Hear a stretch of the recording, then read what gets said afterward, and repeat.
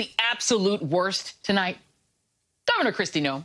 You know, the one who welcomed Orange Julius Caesar to Mount Rushmore last summer for an Independence Day event in the middle of a pandemic, but only after taking his lead and leaving social distancing and masks optional despite the virus because freedom! Well, according to financial disclosures last month, Noem gave you-know-who a $1,000 bust depicting him on the stone idol to presidential colonizers last year because she knew it was something that he wanted to receive.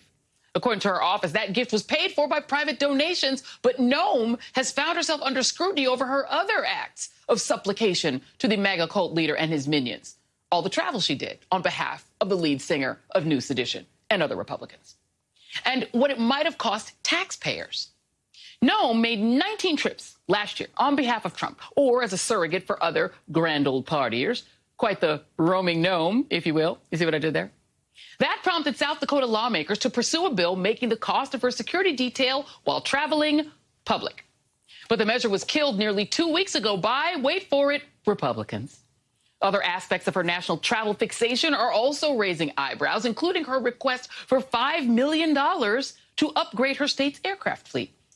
And according to a new report from journalist Daniel Newhauser, published in Raw's Story, newly unearthed flight logs show Noem used a state airplane to travel to right-wing political events around the country, a possible violation of state law.